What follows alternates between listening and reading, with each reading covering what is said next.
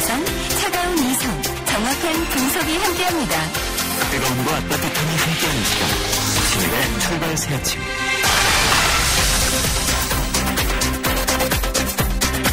신일의 출발 새 아침 3부 순서 시작합니다.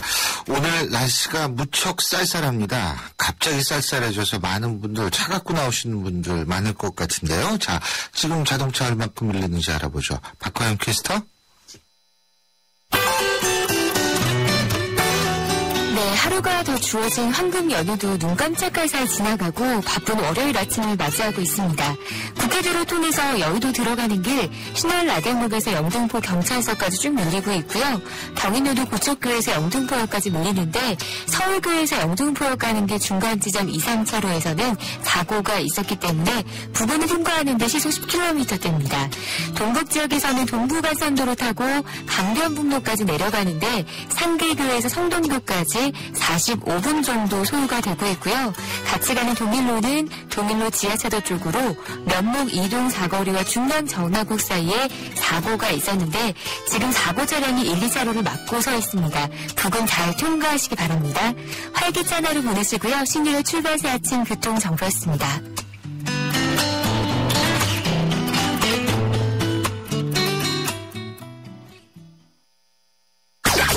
경제 컬럼니스트 정철진의 경제 시선. 오늘도 경제 뉴스 알아보겠습니다. 정철진 경제 컬럼니스트 연결하죠. 안녕하세요. 네, 안녕하십니까. 예. 네. 자, 먼저 무슨 치약 가지고 얘기가 있는 모양이에요? 네. 이게 뭐 어젯밤 오늘 새벽 뭐 아주 굉장히 뜨거운데요. 내용을 좀 보면요. 우리가 시판되고 있는 치약의 한 3분의 60% 넘게 파라벤이라는 물질하고요. 트리클로산, 이게 항암 물질이다 이런 건데 이게 함유되어 있다.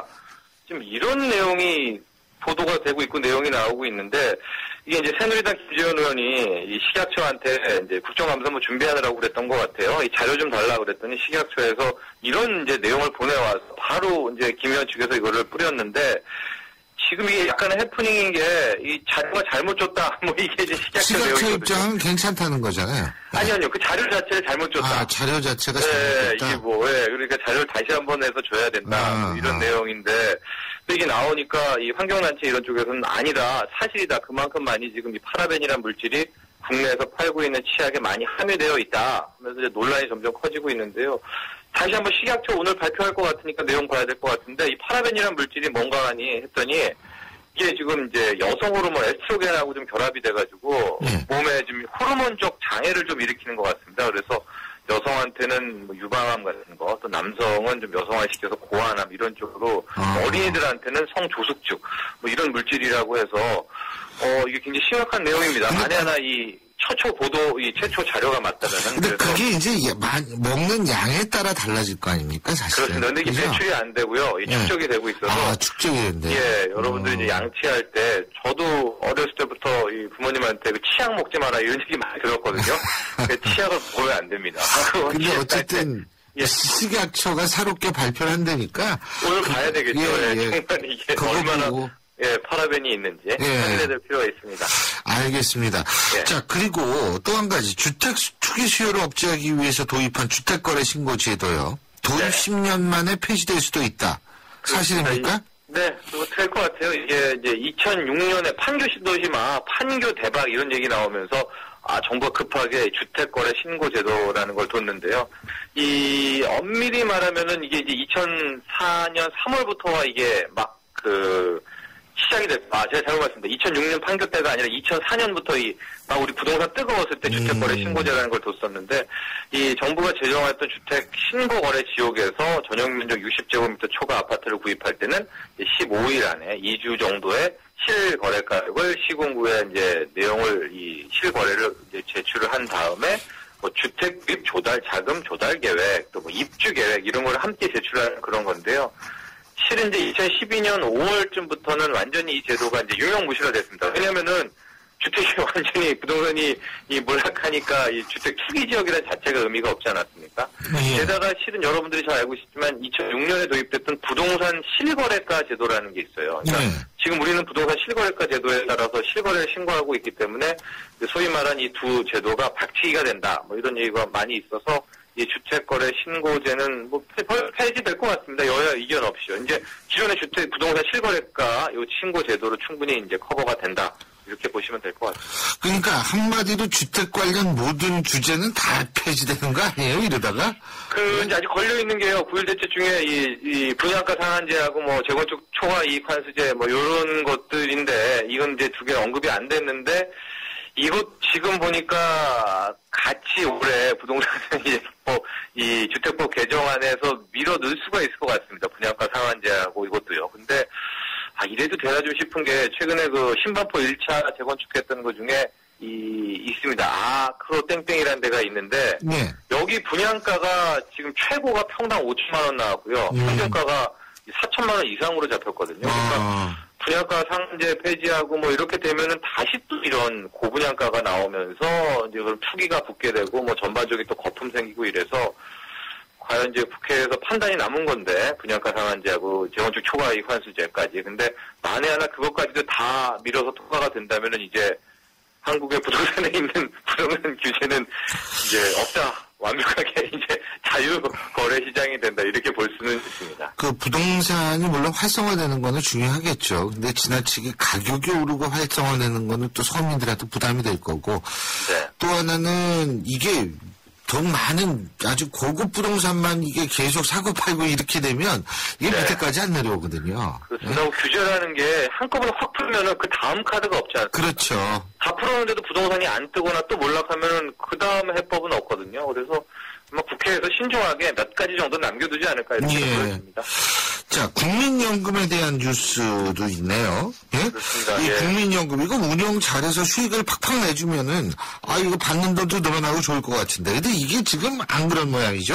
쉽지가 않죠. 예. 국민연금 고갈된다 하고 했을 때 해법 중에 가장 많은 해법 두 개가 아이들을 엄청 많이 낳는 겁니다. 그래서 젊은이들이 이제 비중이 뚱뚱해져가지고 이 친구들이 계속 적립을 해서 국민연금을 계속 채우는 게 하나가 있고, 또 다른 비법 중에 하나는 이제 워렌 버핏 같은 사람들, 뭐 조지 소로스 같은 이런 투자의 규제들을 국민연금 이 기금 운용 본부장으로 스카우트 해오는 겁니다. 그래서 이 사람들이 막 매년 7% 8%씩 연간 수익률을 내면은 실은 이제 국민연금 고갈 문제가 해결이 되는데 이게 현재로서는 좀 쉽지가 않아 보입니다. 이 재벌닷컴이라는 곳에서 이제 올해 국민연금 주식 투자 중에서 일부를 좀 살펴봤습니다. 봤더니 10대 그룹 상장사 주식에 투자를 했던 게 어땠나 해서 평가 요구를 봤는데요. 1년 만에 1조 6천억이 감소했다고 합니다. 이제 물론 이게 확정 손실은 아닙니다. 주식이라는 게 팔기 직전까지는 평가선 아닙니까? 그리고 전체 국민연금이 뭐 부동산 투자하고 대체 투자도 하고 외국 주식도 투자했으니까 그건 이제 연말에 대해서 평가가 되겠지만은 일단은 국내에 가장 뛰어나드는 10대 그룹에 주식 투자를 했는데 이 정도 손실이 났다면은 이래도 되나? 과연 우리나라 국민연금 주식 운용팀의 실력이 이 정도밖에 안 된가? 이런 정도의 비난은 받을 필요가 있지 않나 보여집니다. 예, 그렇군요. 근데 사실 그 대형주라 그러면은 이게 다 대그룹 아니겠어요? 그죠? 그렇습니다. 예. 근데 주식 투자하신 분 알겠지만 이제 삼성전자 최근에 엄청 빠지지 않았습니까? 그러니까 이제 삼성그룹 계열을 거의 삼성그룹 전체 국민연금에 갖고 있는 비중이 6.11% 정도 되거든요. 그러니까 그 정도의 혜택만큼이 큰 손실을 입었고요. 당연히 현대차그룹에도 최근에 이제 그 한전부지 인수하면서 주가가 거의 폭락 양상 보였지 않습니까? 예. 그래서 여기에 대해서도 또 수천억 원 이 손실 평가선이 발생했고, 이제 그나마 SK그룹, 이제 하이닉스 덕분에 SK그룹 투자에서는 이제 수익을 냈다고 하는데, 저는요, 요즘에 이제 공무원 연금 개혁 얘기 막 나오면서 이거를 어떻게 받네 이렇게 하는데, 은근슬쩍 국민연금 개혁이 좀 빠져있다, 이런 좀 아쉬움이 있거든요. 특히 이제, 이게 우리나라는 기금이 적립 아닙니까? 이제 몇백 조가 쌓일 텐데, 그렇죠. 이 운용에 대해서 지금이라도 빨리 이거 해야 됩니다. 아예 이걸 국민연금에 둘 게 아니라 기금 운용팀은 따로 진짜 선수들만 모아가지고 고 연봉 주고 성과급제로 해가지고 좀 운영을 한다든가 아니면은 주식을 뭐 높인다든가 채권 안정성이 중요하다든가 이게 좀 합의가 있어서 운영을 해야 될 것 같거든요. 근데 국민연금 운영에 대해서는 너무나 방만하게 국민도 그렇고 정부도 내버려 두지 않나 이렇게 보여집니다. 그렇군요. 예, 오늘 말씀은 여기까지 듣죠. 고맙습니다. 네, 감사합니다. 예, 지금까지 정철진 경제컬럼니스트였습니다. 출발 새 아침은 청취자들의 참여를 기다립니다. 짧은 문자 50원, 긴 문자 100원의 문자 서비스. 혹은 트위터 YTN i스타트로 함께해주세요. 참여하신 분들 중 몇 분을 선정해 준비한 선물을 보내드립니다.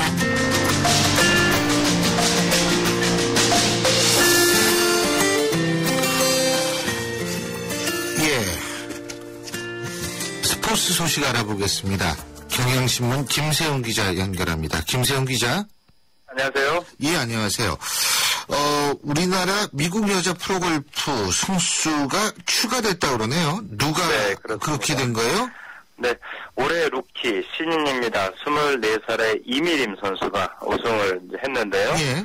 지금은 LPGA 투어가 아시안 스윙이라고 해서 아시아 지역만 돌아가면서 경기를 하게 됩니다. 그 첫 번째 대회가 이번에 베이징에서 열린 대회였었는데요. 거기 우리 이미림 선수가 정상에 올랐습니다. LPGA 레이노드라는 대회였었는데요. 3라운드를 선두 두 타 뒤진 공동 3위로 출발을 해서 역전 우승을 거두면서 시즌 2승째를 거뒀습니다. 8월에 1승을 한번 첫 승을 신고를 했고요. 지금 2개월 만에 2승째를 추가를 했는데 8월에 우승할 때는 연장전에서 세계 랭킹 2위인 박인비 선수를 꺾었습니다. 예. 근데 어제는 세계 랭킹 1위인 스테이시 루이스하고 두 타 뒤진 가운데 마지막 라운드를 시작을 해서요. 그걸 역전 우승을 거뒀습니다. 그러니까 세계 1, 2위를 꺾으면서 신인이 그렇게 1승, 2승을 신고를 한 거죠. 특히 17번 홀에서 한타 앞선 가운데 17번 홀이면 뒤에서 두 번째 홀인데요. 여기서 파3 홀인데 티샷이 그린 옆에 해저드 바로 옆에 있는 바위 위에 떨어졌어요. 네. 그러니까 바위에 떨어진 거를 그린 10m 정도에 붙이고 10m에서 파퍼팅을 성공을 시키면서 승부의 쐐기를 박았습니다. 이미래 선수가 올해 LPGA 신인인데 지난해 우리나라 국내 프로토에서 뛰는 선수 중에 유일하게 LPGA 퀄리파잉 스쿨을 시험을 통과한 선수입니다. 예. 그러니까 다른 선수는 국내에 머물고 있을 때 이 선수는 더 큰 꿈을 위해서 더 큰 무대에 도전을 했고요. 첫 해부터 성공 스토리를 써가고 있죠. 그렇군요. 그리고 유현진 선수 소식 있죠? 뭐 화요일에 등판한다 그러네요. 네, 화요일입니다. 내일 새벽 2시에 내셔널리그 디비전 시리즈 3차전이 LA 다저스하고 세인트루이스하고 열리게 되는데요. 유현진이 이날 등판을 합니다. 이 오전 3선승제인데 지금 두 경기를 홈에서 치러서 다저스가 1승 1패를 거뒀습니다. 승부의 분수령이 된 3차전에 유현진이 등판을 하는데요. 메이저리그 홈페이지가 이렇게 표현을 했습니다. 유현진이 시뮬레이션 피칭을 3이닝 동안 45개밖에 안 했다. 근데 다저스를 유현진을 믿고 있는 거 보니까 유현진은 슈퍼맨인 모양이다. 이렇게 표현을 했습니다. 칭찬이에요. 비꼬는 거. 네. 칭찬이죠. 예. 예. 그만큼 기대를 많이 하고 있고 또 어깨 부상 중에 지금 출전하게 되는데요. 이전에도 부상에서 돌아오고 나서 그 다음 경기를 되게 잘 던졌어요. 두 번 모두 올해. 그러니까 팀도 그렇고 감독도 그렇고 별 걱정을 안 하는 그런 분위기입니다. 예. 그리고 야구 얘기가 나왔으니까 말인데 프로야구 삼성 라이온스요. 네. 지금 정규 시즌 4연패 달성 후엔 매직 넘버를 3으로 줄였네요. 네, 아시다시피 매직 넘버는 우승하기 위해서 그렇죠. 자력으로 네. 3승만 거두면 우승을 한다라는 겁니다. 어제 광주에서 삼성이 기아를 9대5로 꺾었고요. 어제는 2위 넥센이 LG에 패했거든요. 네. 그러면서 삼성이 매직 넘버를 두 개를 동시에 지우면서 매직 넘버가 3이 됐습니다. 또 앞으로 남은 10경기 중에 3경기만 이기면 2위 팀이 모든 경기를 다 이겨도 우승을 한다 이거죠. 그러니까 사실상 우승에 성큼 다가섰다라고 볼 수가 있겠죠. 그렇군요. 예, 잘 알겠습니다. 오늘 말씀 여기까지 듣죠. 고맙습니다. 네, 고맙습니다. 예, 지금까지 경향신문 김세훈 기자였습니다.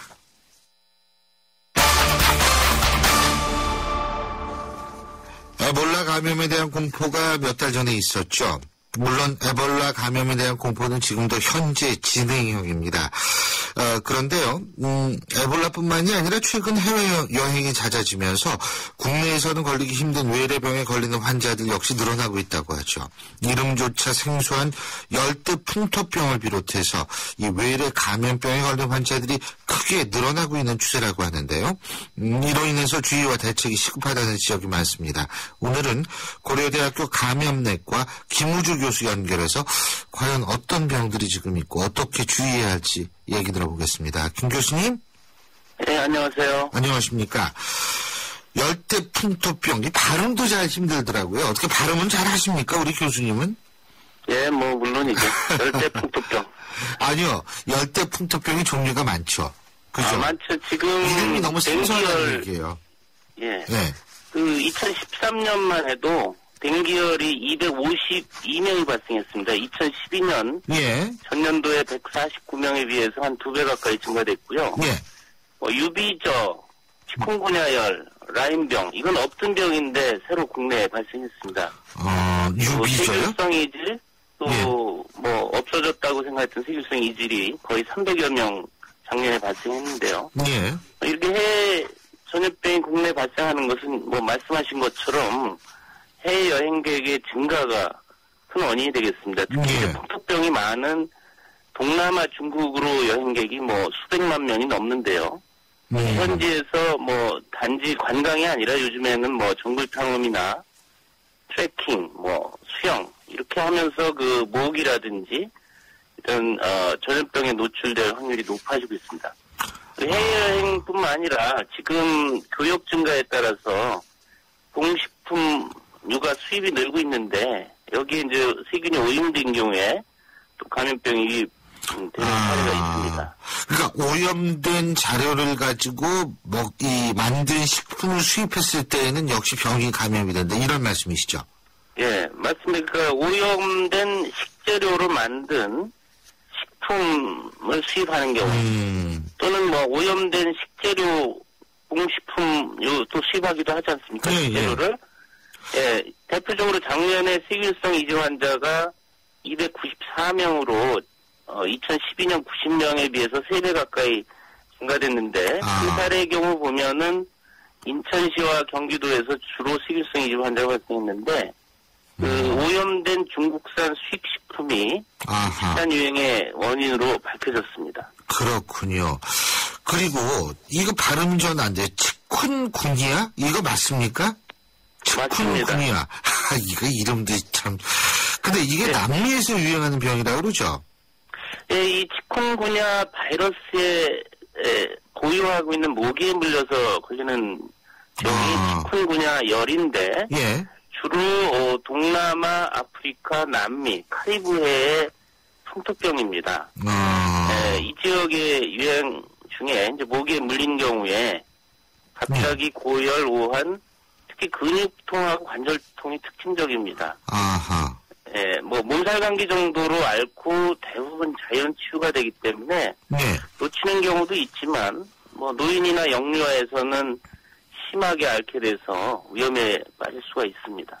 지금 이 병도 우리나라에서 등장을 했다는 거죠. 그러니까 치쿤구니아라는 열병이요. 그죠? 맞습니다. 우리나라에 없던 신종 감염병이 해외여행 중에 걸려서 국내에서 확진된 사례가 작년에 2명이 있었습니다. 이 치kungunya 열은 한 명은 내국인이 필리핀 여행을 갔다 와서 확진이 됐고 한 명은 파키스탄 사람이 파키스탄에서 걸려서 국내 입국해서 확진된 사례입니다. 그렇군요. 근데 아까 교수님이 세균성 이질도 크게 늘어났다 뭐 이런 말씀 하셨는데 댕기열하고요. 네. 지금 진료를 하시다 보면 어떤 외래병에 걸린 환자가 제일 수적으로 많다고 할 수 있습니까? 크게 3가지로 나눌 수가 있는데 첫 번째는 모기나 찐드기와 같은 이 해충에 물려서 걸리는 말라리아, 댕기열 환자가 가장 많고요. 그 다음으로는 지금 해외여행 중에 뭐 오염된 식품이나 물을 섭취하고 생긴 식품매개 질환, 그러니까 장티푸스 이질 설사병이 되겠고요. 마지막으로는 이제 호흡기 감염증, 뭐 인플루엔자라든지 감기와 폐렴과 같은 호흡기 감염증이 되겠습니다. 그렇군요. 근데 이런 치료, 이 외래병에 대한 치료는 대부분이 그렇게 어렵진 않나요? 대부분은 어렵지가 않다고 볼 수가 있는데요. 뭐 원인 질환이 많다 보니까 원인 질환에 따라 치료가 달라지는데 예를 들어서 말라리아의 경우는 말라리아 치료제가 있고요. 장티푸스 이질 같은 경우는 항생제를 투여하게 돼 있고 또 반면에 댕기열은 치료약이 없습니다. 백신도 아직 없고요. 단지 그 수액 주사 투여, 그다음에 전해질 투여와 같은 보조적 치료를 위주로 하게 됩니다. 예. 근데 이게 많이 심하면은 물론 목숨까지 위험한 경우가 있겠죠.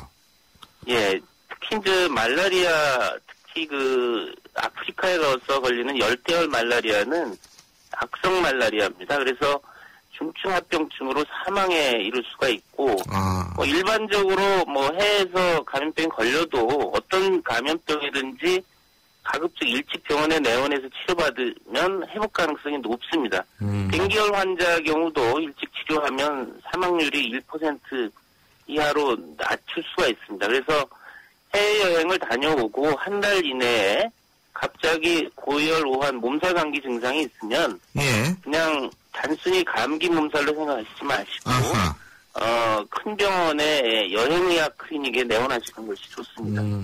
그렇군요. 뭐 이렇게 외국 여행 안 할 수는 없는 거 아니에요? 뭐 안 할 수도 있겠지만 어쨌든 뭐 불가피하게 외국에 나가게 됐을 경우에 이런 병에 걸리지 않기 위한 무슨 예방책 같은 게 있을까요? 예, 해외여행은 계속 늘 수밖에 없는데 이제 여행하기 2주 전에, 보름 전에 적어도 여행의학 클리닉, 특히 뭐 풍토병이 많은 동남아, 아프리카, 남미 등을 여행하는 경우는 출발 2주 전에 여행의학 클리닉에 내원하셔서 그 지역에 창궐하는 감염병에 대한 필요한 예방 대책을 상담받고 필요한 예방 백신을 접종받거나 예방약을 복용하고 출발하시는 건 좋습니다. 예를 들어서 말라리아는 말라리아 예방약을 2주 전에 복용을 시작하셔야 되고 아프리카라든지 남미의 경우는 확열 예방접종을 받고 가셔야 됩니다. 예방접종 뭐 이것도 참 중요한데 거기에서 음식도 조심해야 될 것 같아요. 또 그죠? 뭐 현지에 가셔서 이제 모기나 진드기 해충에 물리지도 않도록 하는 것, 또 음식과 물을 위생적으로 섭취하시는 것 반드시 중요합니다. 예, 잘 알겠습니다. 오늘 말씀 잘 들었습니다. 고맙습니다. 네, 감사합니다. 지금까지 고려대학교 감염내과 김우주 교수였고요. 신일의 출발새 아침 3부 순서는 여기까지입니다. 잠시 뒤 4부에서 뵙죠. 인천 지역 맞춤형 일자리 창출 지원 사업. 인천 지역에 맞는 맞춤형 교육을 통해 준비된 인재가 지역의 관련 기업으로 취업하는 사업입니다. 취업 희망자는 채용 희망 기업이 원하는 기술이나 지식을 배울 수 있어서 좋고, 채용 희망 기업은 기업이 원하는 능력을 갖춘 취업 희망자를 뽑을 수 있어서 좋은 인천 지역 맞춤 일자리 창출 지원 사업. 자세한 사항은 인터넷 홈페이지 injob.or.kr에서 확인하실 수 있습니다. 이 캠페인은 고용노동부, 인천광역시, 사단법인 인천벤처기업협회와 함께합니다. 대한민국 사장님들, 이보영이에요. 사업하면서 힘든 일 참 많으시죠? 이젠 노란우산 공제 꼭 챙기세요. 갑작스레 소나기가 와도 우산 하나 챙겨놓으면 걱정 없잖아요. 소득 공제는 물론 복리이자에 목돈 마련 저축도 되고 법으로도 보호되니까 노란우산 공제 하나면 마음이 든든. 50인 미만 소기업, 10인 미만 소상공인 사장님이라면 누구나 가입하실 수 있대요. 창업할 때 가장 먼저, 사업할 때 가장 가까이. 참 든든한 동행, 노란우산 공제. 이 캠페인은 중소기업 종합회와 함께합니다.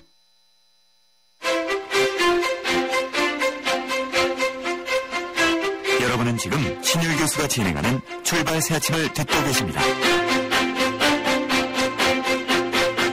신율의 출발 새 아침 4부 순서 시작합니다. 매주 월요일 4부 정치 한판으로 꾸며드리고 있죠. 자, 오늘도 황태순, 박상병 두 분 정치평론가 나와 계십니다. 어서 오십시오. 안녕하세요. 네, 안녕하십니까. 안녕하십니까. 정치, 하도 이 메가톤급 북한 관련 소식이 터져가지고 국내 정치가 좀 그렇습니다만 그래도 정치는 계속 돌아가야죠. 근데 어쨌든 그 세월호법 합의가 된 거죠? 여야는 됐죠? 합의됐죠. 합의된 거죠? 세월호 유족들은 이제 부정을 하고 있습니다만은, 다시 재협상까지 밀고 나갈 추동력은 지금 없는 상태입니다. 그렇다고 얘기하면 그렇죠. 사태 이후로 좀. 네, 좀 아픈 대목인데, 이 대목은 이제, 박영선 원내대표도 사퇴하기 직전에 끝까지 유가족들과 같이 가겠다 얘기를 했고, 새누리민주연합안에서도 이번 국정감사라든 정기국회를 통해서 세월호 유족들이 원하는 그런 데까지는 못 간다고 하더라도 그 취지만큼은 충분히 반영해서 마지막 세부협상을 하겠다고 말을 했기 때문에 큰 틀에서 보면은 세월호 특별협상은 사실상 마무리된 것이다 이렇게 봐야 되겠죠. 근데 이제 어쨌든 박영선 원내대표는 이제 사직을 했습니다. 네. 어떻게 보셨습니까? 글쎄 뭐 보면은 박영선 대표, 전 원내대표가 됐군요. 전 원내대표가 지난번에 이상돈 파동 때 그야말로 뭐 비대위원장과 또 보면은 세월호 협상이 타결되게 되면은 뭐 그 결과와 상관없이 뭐 본인이 원내대표 이제 그 내려놓겠다 얘기해서 어떻게 보면 불가피한 수순이었는데 좀 아쉬움이 남아요. 제 개인적으로는 그래도 어쨌든 원내대표로서 마지막 9월 30일 극적인 타결하고 어쨌든 그날 본회의 개최하고 하지 않았어요? 그렇다면 우리 병법에도 이런 얘기 있죠.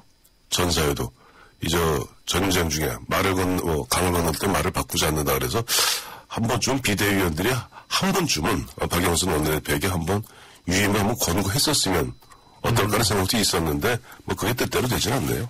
예. 박영선 원내대표 마지막에 이제 동료 의원들에게 이메일 편지를 보내지 않았습니까? 그 점에서는 동정론이 좀 많았던 것 같아요. 저도 그 편지를 보고 편지 내용도 상당히 직격탄을 날리는 발언을 많지 않습니까? 당대표 또 평영수 빼고 뭐 이런 것까지 놓아서 상당히 강한 얘기를 했는데 그 정도로 사실 어려웠던 게 사실이고 또 박영선 원내대표가 두 분의 세월호 협상이라든지 또는 비대위원장 인선 문제를 볼 때는 사실 정치력이 상당히 부족했던 것이 드러났어요. 그리고 본인도 당 탈당을 얘기하다가 이 세월호 협상이 어느 정도 가닥을 잡고 나면 물러난다고 말하기 때문에 그 대목까지도 또 저 그 말 안 했는데요. 또 눌러앉기에는 좀 쑥스럽죠. 그렇죠. 그래서 이 정도에서 부족하지만은 이 정도에서 매끄럽게 퇴진하는 방법을 택한 것이기 때문에 자신의 퇴진은 자신이 자초한 측면이 큽니다. 상당한 많은 한계를 보여준 것이고 오르면은 빨리 새 원내대표 뽑아서 당의 전열을 재정비하는 것이 맞는 얘기죠. 제가 볼 때는 적절하게 사퇴했다고 봅니다. 근데 9일날 신임 원내대표 뽑는다고 그러죠? 근데 이게 좀 경선으로 갈지 아니면 추대로 갈지 모르겠습니다만 그것도 지금 갈려있어요. 이제 보면 이종걸 의원 측은 경선해야 된다고 합니다. 우영근 의원 측은 이제 우영근 의장이죠. 정책위 의장이죠. 정책위 의장이니까 의장인데. 그런데 그 대목도 정책위 의장 다시 뽑아야 되잖아요. 그럼 정책위 의장은 뽑으면 되죠. 그건 원내대표가 지명하면 되는 겁니다. 그렇죠. 지명하면 상관없는데 문제는 9일이거든요. 시간이 없습니다. 오늘이 며칠이죠? 9일이 참 쉬는 날이죠. 한글날. 그렇죠. 오늘 6일이죠. 나란 말씀이 둥국에다가 문자로 서로 사마띠아내 할세 이거. 이런 전처럼 굳이 그걸 어린 백성이들이 이러고서 헐빼이셔도 제 뜻을 시럽혀도 되게 장난이 아니라. 지금 그 얘기 아니고. 그게 아니었죠? 그래서 9일날 경선을 하려고 하면은 물리적으로 시간이 안 되고 또 싸우면은 제대로 된 경쟁을 갖고 있는 원내대표 뽑기 어렵습니다. 또 친노 비노 싸움을 할 수밖에 없어요. 이걸 또 보여준다라고 하는 것은 원내대표 해야 할 협상력에 또 타격을 줘요. 그러면은 원내대표가 자녀 임기 또한 하는 거거든요. 내년 5월까지입니다. 5월도 많이 남았죠, 사실은. 많이 남았습니다만 자녀 임기이기 때문에 이게 실세 원내대표를 뽑기 쉽지 않다고 얘기하면 제가 볼 때는 합의 추대로 가는 것은 맞아요. 근데 이제 합의 추대로 가게 됐을 경우 우윤근 정책의장으로 갈 가능성이 크잖아요. 그렇다 보면 지금 이런 비노 측에서 불만 토론하는 대로 그야말로 친노로 가느냐. 그렇다면 지금 마침 보니까 정대철 또 이부영 전 대표 등을 중심으로 해서 구국 구당 연합인가요? 아직 공식적으로 발족한 건 아닙니다만. 어쨌든 정대철 대표 고문은 중도 정당 얘기까지 나오고 그다음에 지금 보니 김한길 대표가 전 대표 같은 경우도 그 뜻과 그 취지에 동의한다 이런 분위기에서 실제 보면 경선도 치르지 않고 추대 형태로 우윤근 정책의장을 갖다가 원내대표로 올리면 친노 된단 말이에요. 문희상 현 비대위원장도 범친노고 그러다 보면 비노 쪽에서 너무 반발이 크지 않을까요? 아니 이종걸 원내대표 된다고 하더라도 지금 열린우리당 분위기예요. 아니 한 명 들어가고 한 명 안 들어가고 엄청난 변화라고 생각하시면 안 돼요. 큰 틀에서는 열린우리당 주자고 어차피 그쪽에서 대주주라고 얘기하면 거기에서 당의 혁신 관련돼 있는 안을 만들어내고 그걸 가지고 판단해야 되는 것이지 그게 한두 명 들어간다 그래서 비누가 그런 상황이 아니죠. 열린우리당 분위기다 이렇게. 이미 지금 고착되고 있잖아요. 이제 그러니까 정대철 전 대표가 얘기하는 분당론이 나올 만도 하네요. 그렇죠. 만약에 이제 새 지도부가 친노로 가든 당의 중심을 잡는 사람들 가가지고 당을 잡고 중심을 잡고 난 다음에 거기서 대주주니까 목소리가 있잖아요. 그럼 거기서 단을 혁신안을 만들어내는 거예요. 예. 혁신을 보러 온다면 막 이 정도 되면은 세상 한번 해보자라고 하는 거고 안 된다라고 하면 아예 깨서요 그냥. 깨서 그게 가는 것이 맞는 얘기죠. 깬다라는 게 분당이죠. 그럼요. 그게 가는 것이 맞는 거죠. 이런 거 있죠, 신 박사. 예. 우리가 보면 예를 들어 지분을 갖다 한 60% 갖고 예. 예전에 이제 삼김 시대죠. 60% 갖고는 절대적으로 우위를 다수결의 원칙에도 맞으니까 가는데 현재 지금 친노 같은 경우는 40 왔다 갔다 하거든요. 40 갖고 다른 계파가 쪼개져 있는 바람에 상대적으로 우월할 다수가 되는 거죠. 상대적으로 다수가 될 뿐이지 절대 다수가 아니라고요. 그런데 그 35에서 40 정도 갖고 전체를 흔들라 그러니까 나머지 비노들, 중도들이 일부 불평 불만하는 것이고 앞서 말씀하신 대로 만약에 이러한 부분들이 도로 열린 우리당 쪽 분위기로 간다면은 그게 당연히 민주당 쪽 분위기에서는 반발하는 게 당연하지 않겠어요? 조금만 첨언하죠. 예. 실제 새정치민주연합안에서 친노, 범친노라고 하는 게 정도는 한 40에서 50쯤 돼요. 예. 한 40%로 봅시다. 핵심은요? 핵심은 한 20, 한 30 그 정도 되죠. 되는데 중요한 거는 이 분포가 아니고요. 이 사람들 갖고 있는 대주주라고 그랬잖아요. 대주주의 몫이 얼마냐. 이거는 그 정도 되는데 몫은 절반 이상이에요. 목소리는 되게 커요. 그 말이에요.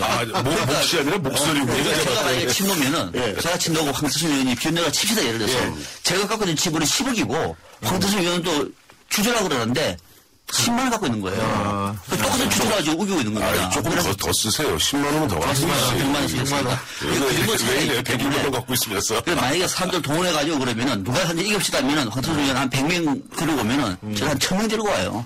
그렇죠. 바로 이겁니다. 바로 모바일 투표예요. 그렇기 때문에 지금 문희상 비대위원장이 작년에 비대위원장 시절에 폐기했던 모바일 투표를 부활하려고 그러는 것이 바로 친노들의 목소리인데 거기에 대해서 보면은 바로 비노들, 이른바 김대중의 흐름을 갖다가 이어받고 있는 민주당 계열에서 강하게 반발하는 겁니다. 그야말로 과거 보면 이른바 패조기도 하고 2008년에 물러났던 사람들이 2012년 그 즈음에 혁신과 통합이다 무슨 당이다 외부에서 세력 만들고 그다음에 모바일로 뭐 하자 뭐 참여 증대다 그런 식으로 해서 어떻게 보면 말아먹지 않았어요. 그러다 보니까 민주당 입장에서는 그건 아니지 않느냐. 그때 김한길 대표 이런 분들은 이 얘기하죠. 지금 정동영 전 대표도 이런 얘기하죠. 당의 당권은 당의 주권은 당원에게 나온다. 그렇죠. 근데 지금 새정치민주연합 내부에서 좀 자조 섞인 얘기를 제가 많이 듣는 얘기가 요즘에는 이번에 지방선거를 거치면서 친노가 갖고 있는 이 결집력 또는 그들만의 어떤 통합력, 뭐 결속력 등등은 타의 추종을 불허합니다. 그런 것 같아요. 그렇기 때문에 새정치민주연합 안에서의 싸움, 전투라고 칩니다. 전투는 백전백승이다.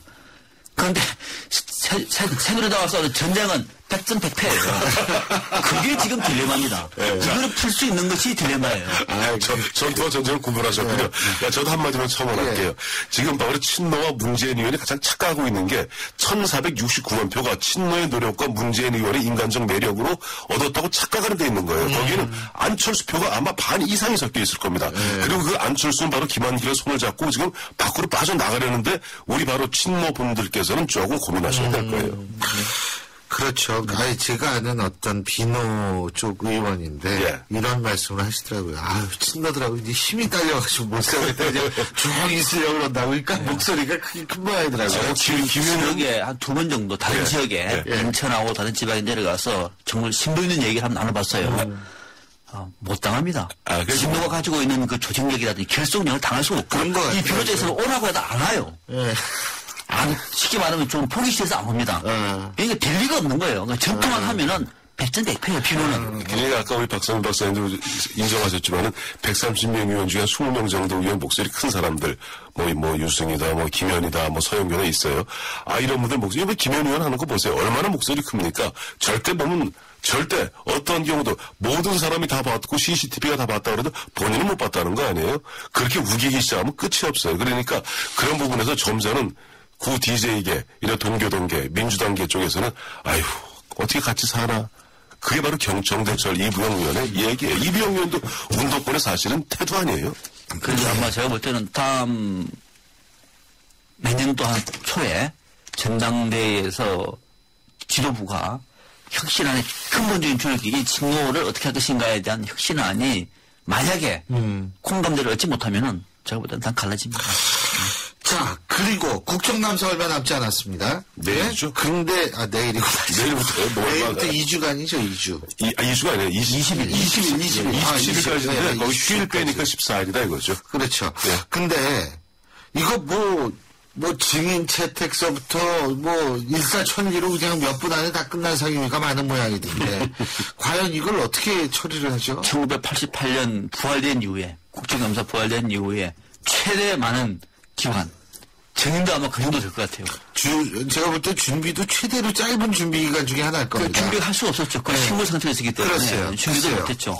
하루에 평균으로 따져도 4군데 5군데 네. 많은 데는 하루에 10군데를 해야 됩니다. 이거 못한다는 얘기죠. 못한다는 얘기인데 뭐 방법이 없는 겁니다. 밤새서 하라 그래도 밤새는 데는 한 군데도 없더라고요. 밤은 새지 마시고 주어진 시간 제대로 해야 될 텐데 내실이 있는 국정감사 글쎄 좀 이거 너무 큰 기대를 하기는 쉬워 보이지 않습니다. 제가 1988년에 첫 국정감사가 17년 만에 부활됐을 때 제가 이제 국회 보좌관이었어요. 그때 죽는 줄 알았어요. 근데 저도 궁금해서 다시 한번 찾아봤습니다. 그때 우리가 몇 군데 했을까? 그때 이번에 보면 672군데라고 그러죠? 예. 대상이 그때 몇 군데 됐더니 그때도 한 400~500군데 되더라고요. 하루에 보통 평균 4개. 왜냐하니까 국직 한 대를 갖다 놓고 나머지 조그만 데는 두루룩 섞어요. 그래서 평균 4개, 3개 하는데 결국 국정감사는 기본적으로 보면은 건성건성 갈 수밖에 없고 수박 겉핥기 할 수밖에 없다 보니까 사실 우리가 국정감사가 나아갈 방향이 상시화 아니에요?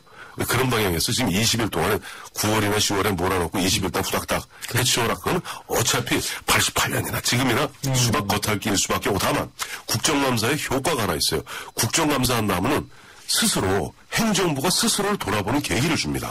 그럼요. 그러니까 자기도 답변하려면 한번 자기가 자네 1년 동안 썼던 먼지들 다 털어보고 뭐가 우리 잘못됐나 좀 스타디해봐야 되거든요. 그런 효과는 있는데 그 20일 때 확 개선되고 개혁되고 이걸 기대하지 마시고 그러나 전국적으로 나아갈 방향은 국정감사의 상시화가 많죠. 맞습니다. 그래서 전반기에도 하기로 했는데 이번에 못하지 않았습니까? 네. 못했는데 국정감사는 사실 의회가 입법부가 국민의 대표인 입법부가 행정부를 견제할 수 있는 가장 강력한 수단이고 가장 강력한 수단이고 또 야당이 1년 동안 국정감사에서 그 내공을 보여주는 거거든요. 그래서 국정감사를 전국의 꽃이라고 부르고 있는데 꽃도 잘 물려주고 잘 찔러야 피어날 텐데 이 말을 다시 시들었어. 비틀려 버리면은 참 보기가 그렇습니다. 이번 국정감사도 끝나고 나면은 아마 황태순 의원이 말씀하신 것처럼 국정감사 상시화 얘기가 또 나올 수밖에 없습니다. 이제는 정말 여야가 전향적으로 이번에 검토해야 됩니다. 이런 식으로 20일에 몰아치기 해가지고는 의미가 없습니다. 저는 걱정되는 게 국정감사 끝나면은 국민들의 정치 혐오가 더 높아질까봐 그게 걱정이에요. 그러니까 예전처럼 막 또 아무 내용 없이 소리 질러 그만하세요 막 이러고 말해요. 이런 거 내용은 없고 소리만 지르는 국정감사하면 또 이제 그 얘기 나올 거라고요. 그 얘기 또 나오죠. 그 얘기 나오는데 저는 앞서 우리 박 박사님 말씀하신 중에서 밤 샌다, 밥 안 샌다 그러는데 실제 보좌관들은 보좌관분들이 저는 처음에 88년 처음 하면서 거의 한 20 며칠을 가다 집에 못 들어갔어요. 의원회관, 요즘 의원회관이 아니라 그땐 그 길 건너편에 지금 KBS 영구동 있는데 아파트 5층짜리 거기에 이제 의원회가 있는데 거기서 거의 침낭 갖다 놓고 20일 갖다 밤을 샜어요. 그리고 낮에 나갔는데 지금도 보면은 의원님들은 나가서 열심히 이리저리 또 보좌관들 특히 정책을 서포트하는 보좌관들은 아마 그동안 한 20일 계속 상시적으로 공부를 많이 하고 또 요즘 보좌관들 보면 저희 때하고 비해서 굉장히 수준이 없습니다. 박사들도 많고 근데 의원분들 중에 그것만 읽는 분들이 많잖아요. 요즘은 그렇게 안 돼요. 저희 때는 정말로 읽는 의원들 정말 많았습니다. 근데 요즘은 일문일답식으로 하는 경우가 많기 때문에 또 기본적으로 국회 본회의도 일문일답하잖아요. 총리랑 장관이랑. 그렇기 때문에 의원도 자기가 보면 그것을 단히 열심히 하지 않으면 괜히 바보 되기 딱 십상이에요. 그러니까 각 정당에서도 국정감사 전략을 짜요.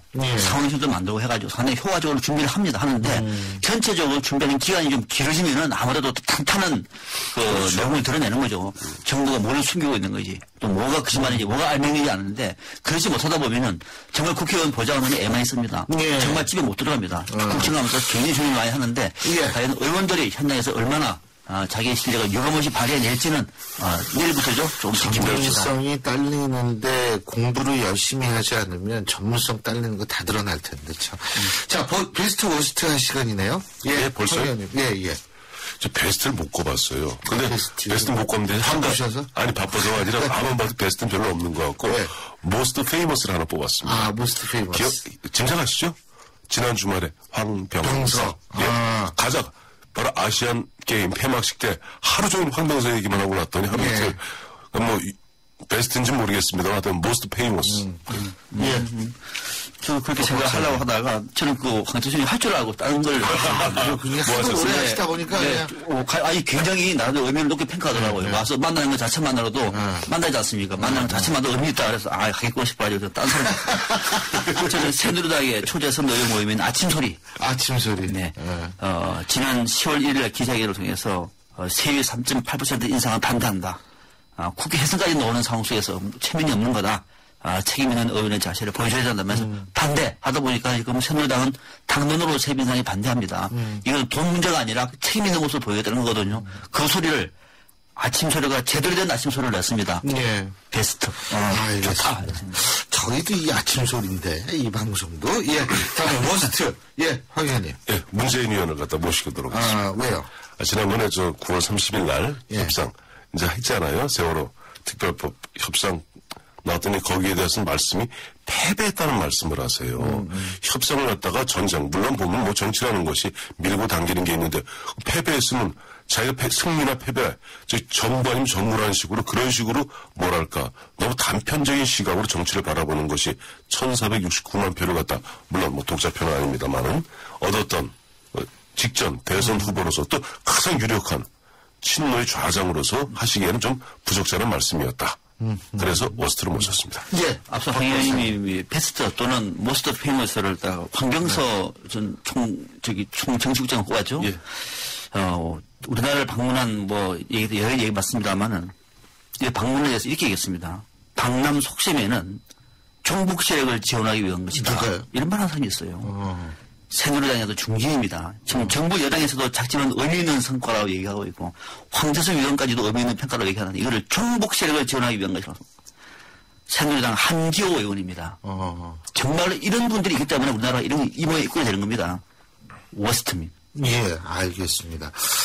자, 베스트 워스트. 근데 이번 주는 아마 국정감사로 상당 부분을 이제 정치 쪽에서는 이제 이 핫 이슈가 될 것 같고요. 새로운 사실들이 많이 나올 거예요, 아마. 새로운 사실들이 좀 많이 나와야 되겠죠. 예, 나와야 됩니다. 사실 국정감사를 기다리는 국민의 입장에서 볼 때는 그동안 몰랐던, 베일에 쌓였던, 숨겨졌던 일들이 마구 나오는 거거든요. 네, 그럼요. 그러니까 그거는 국회의원들 노력. 저희가 한번 국회의원분들 노력을 한번 지켜보겠습니다. 그래서 내일 저 국정감사 시작하는 날에 김혜경, 유병원의 김혜경이 들어온다. 그 사람 오죠? 맞아요.